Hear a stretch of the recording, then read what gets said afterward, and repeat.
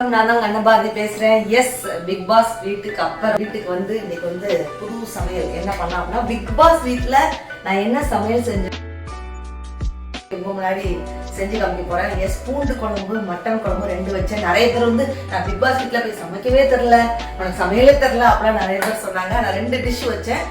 24/7 பார்த்தவங்களுக்கு தெரியும். இதுக்கெல்லாம் ஒரு பெரிய காரணம் என்ன தெரியுமா நண்பர்களே? இந்த மாதிரி கட்டர்ஸ் இருக்கு பாத்தீங்களா, இது அதுக்கப்புறம் இந்த மிக்ஸி இந்த மாதிரி ஐட்டங்கள்லாம் எதுவுமே பிக் பாஸ் வீட்ல இல்ல. சோ இதெல்லாம் இங்கதான் கிரைண்டர் இருக்குல்ல, இதுல விட்டு ஆட்ட சொல்லாமல, தேவையில்லாம ஆட்டு ஊர்ல விட்டு ஆட்ட வர்றீங்களே, நியாயமா? அது கையெல்லாம் வலிக்குது சார். மட்டும் வச்சு அம்மி அந்த பழைய காலத்துக்கு நம்மளை கொண்டு போயிட்டாங்க. அதுலதான் சமைக்கணும் அப்படிங்கறத டாஸ்க். சோ அதுதான் எங்களுக்கு கஷ்டமா இருந்துச்சு அப்படிங்கறத தவிர, அர்ச்சனா தான் அந்த பைனாப்பிள் கட் பண்ண இது கட் பண்ண அதெல்லாம் கொஞ்சம் ரொம்ப சிரமப்பட்டுச்சு. நமக்கு வந்து முடிஞ்ச வரைக்கும் என்ன பண்ணமோ அதை நம்ம பண்ணோம். ஸோ இன்னைக்கு வந்து பிக் பாஸ் வீட்ல நான் வச்ச பூண்டு குழம்பு எப்படி வைக்கிறது அப்படின்னு உங்களுக்கு நான் சொல்லித்தரேன். எஸ், வாங்க வீடியோக்குள்ள போகலாம். அந்த பூண்டு குழம்பு வந்து மண் சட்டியில தான் வைப்பேன். பூண்டு குழம்பு, புளி குழம்பு இது எல்லாமே. ஸோ வந்து அது வந்து முதல்ல புளி குழம்புனாலே நம்ம எல்லாருக்குமே தெரியும் நல்லெண்ணெய். ஸோ நல்லெண்ணெய் ஒன்று நல்லா தாராளமாக ஊற்றிக்கோங்க. அதுதான் வந்து குழம்புக்கு நல்லா டேஸ்ட் கொடுக்கும். ஓகேயா? நல்லெண்ணெய் வந்து இது குட்டி ஸ்பூனுங்கிறதுனால நான் 8 ஸ்பூன் ஊற்றுறேன். இது ஒரு நார்மல் ஸ்பூன்னா 4 ஸ்பூன் ஊற்றலாம். நல்லெண்ணெய் ஊற்றிக்கோங்க.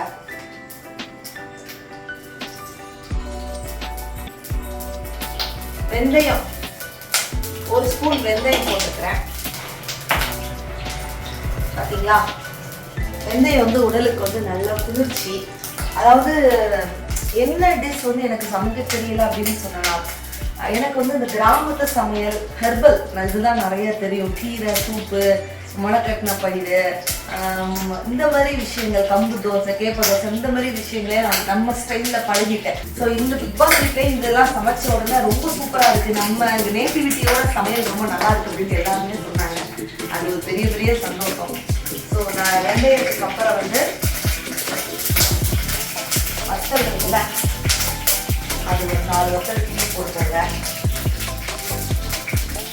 கண்டிப்பா இந்த டிஷ் வந்து உங்களுக்கு பிடிக்கும், ட்ரை பண்ணுங்க. கண்டிப்பா மறக்காம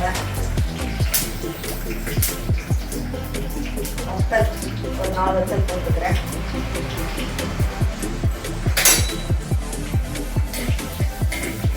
அதுக்கப்புறம் கடுகு உளுந்து பருப்பு போட்டுக்கோங்க. 1 ஸ்பூன் கடுகு உளுந்து பருப்பு. உளுந்து பருப்பு நான் தனியாக வச்சுருக்கிறேன். ஸோ அதையும் கொஞ்சம் சேர்த்துக்கிறேன். ஓகேயா? கடுகு கொஞ்சம் பொரிஞ்ச உடனே கருவேப்பிலை சேர்க்கணும்.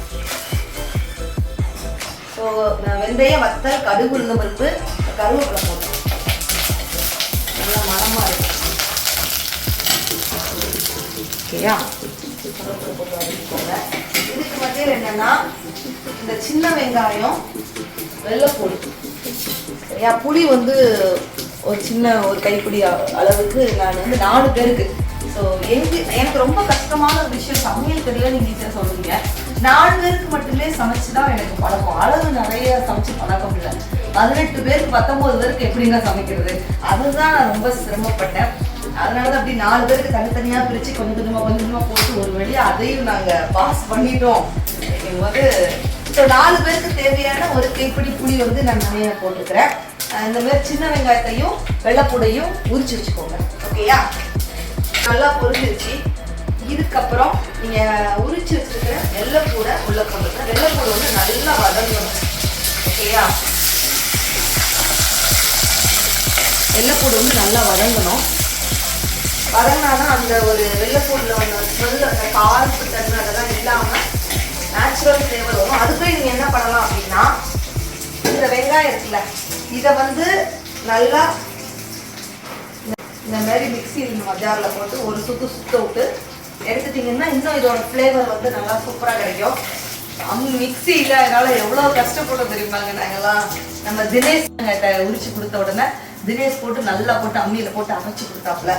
ஸோ இந்த சின்ன வெங்காயம் அரைச்சதுக்கு அப்புறம் இந்த பேஸ்ட்டை உள்ள ஊற்றிட்டு, தக்காளி இருக்குல்ல, அது ஒரு 2 தக்காளி, அந்த பேஸ்ட்டையும் உள்ள ஊற்றணும். ஓகேயா? பெரிய தங்க பதக்கம் சிவாஜி இவரு. ஸோ இதை வந்து நான் ஒரு சுத்த விட போறேன். பேஸ்ட்டை அப்படியே உள்ள ஊற்ற போகிறேன். தக்காளி வந்து 2 தக்காளி, இதையும் மிக்சியில் போட்டு ஒரு சுத்து. ஓகே. ஸோ இப்போ பார்த்தீங்கன்னா வெள்ளைப்பூடு வந்து நல்லா ப்ரௌனிஷ் ஆகிடுச்சு, தெரியுதா? இது நல்லா வதங்கினதுக்கு அப்புறமா இந்த அரைச்சி வச்சிருக்க சின்ன வெங்காயம் பேஸ்ட்டை உள்ளே போடுங்க. நான் மட்டன் குழம்பும் பிக் பாஸ் வீட்டுக்குள்ள வச்சேன். அதுக்குமே பார்த்தீங்கன்னா சின்ன வெங்காயம் தான் ஃபுல்லாமே ஒழிச்சு வச்சேன்.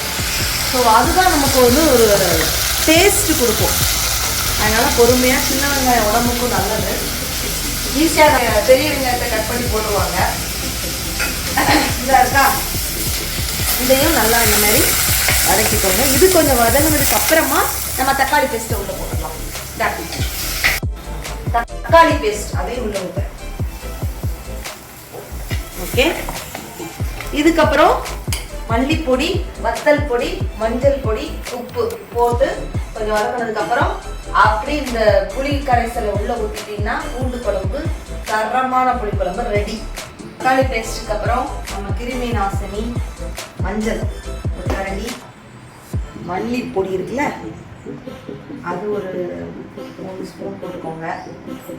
ஓகே. அதுக்கப்புறம் வத்தல் பொடி உங்கள் காரத்துக்கு ஏற்பாங்க. அதுக்கப்புறம் உப்பு உங்களுக்கு தேவைக்கு ஏற்ப உப்பு போட்டுக்கோங்க. அவ்வளோதான். இதை இந்த கிரேவி அப்படி ரொம்ப தண்ணி ஊற்றிடாதீங்க.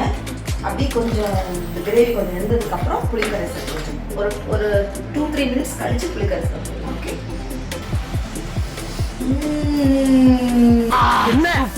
என்ன சாம்பார் வாசனை சும்மா கம கமா நடிக்குதுன்னா, இந்த மண் சட்டியில அந்த குழம்பு கிரேவி கொதிக்கும் போது இருக்கக்கூடிய இந்த ஸ்மெல்ல பாருங்களேன், இருக்குது.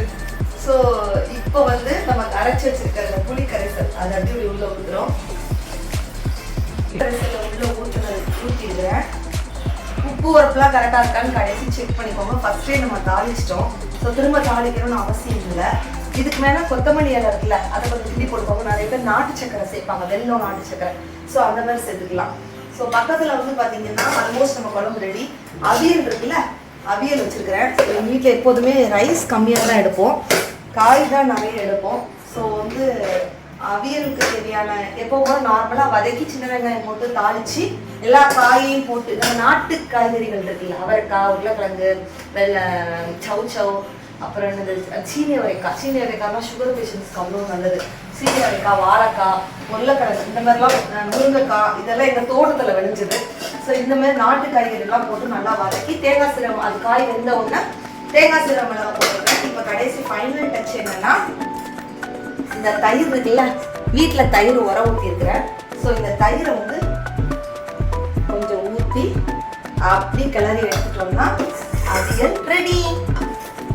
பார்த்தீங்கன்னா நம்மளுடைய பூண்டு குழம்பு சுட சுட தயாராகிடுச்சு. கடைசி அந்த கொத்தமல்லி இலை போட்டு இறக்கிட்டேன். மணக்க இது நல்லா நீங்கள் சாப்பாட்டில் போட்டு விரவி சாப்பிட்டீங்கன்னா செம்மையாக இருக்கும். நம்ம என்ன சொல்கிறது, கிராமத்து ஸ்டைலில் இருக்கும். அவியலும் பார்த்தீங்கன்னா அங்கே பாருங்கள், அந்த கல்யாண வீட்டில் வைக்கிற மாதிரி அந்த தயிர் போட்டு விரவணுன்னா அந்த ஒரு கிரேவி ஸ்டைல் மாதிரி அவியல் கிடைச்சிடும்.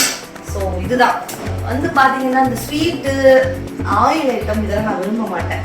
இயற்கையான அப்படி உணவு முறைகளை அப்படி போய் பழகிட்டேன். என்னுடைய ஃப்ரெண்ட்ஸ் எல்லாருக்குமே தெரியும். ஸோ அதனால தான் இந்த ஸ்வீட் ரெசிபிஸ் அதில் நான் ஆர்வம் காட்டுறதில்ல, ஆயில் ஐட்டங்கள் அதுலேயும் ஆர்வம் காட்டுறதில்ல. இந்த சூப்பு இந்த மாதிரி ஐட்டங்கள், முள்தானி மட்டி இந்த மாதிரி இதெல்லாம் நான் ஆர்வமாக போய் சத்து உருண்டை இதெல்லாம் எப்படி கற்றுக்கணும் இதில் ரொம்ப ஆர்வம் காட்டுறேன். ஸோ என்னுடைய குழந்தைகளுக்கு தெரியும் மிக சுவையான பூண்டு குழம்பு அவியல் எப்படி செஞ்சு காமிச்சேன். ஸோ பிக் பாஸ் வீட்டில் நான் செஞ்ச ஃபர்ஸ்ட் ரெசிபி பூண்டு குழம்பு தான். 2வது மட்டன் குழம்பு வச்சு அதையும் ஒரு நாள் உங்ககிட்ட நான் செஞ்சு காமிக்கிறேன். அதுவரை உங்களிடமிருந்து விடை பெறுவது உங்கள் அன்னபாரதி. நன்றி, வணக்கம், டாடா மக்களே. கீழே மறக்காம இந்த ரெசிபி பண்ணிட்டு கமெண்ட் பண்ணுங்க. இந்த அம்மியெல்லாம் இல்லாமல் எப்படி அரைக்கணும் அப்படிங்கிறத, மிக்சிலாம் இல்லாமல் எப்படி அரைக்கணும் அப்படிங்கிறதெல்லாம் வேற லெவல் டாஸ்காக இருந்துச்சு பிக் பாஸ் வீட்டில்.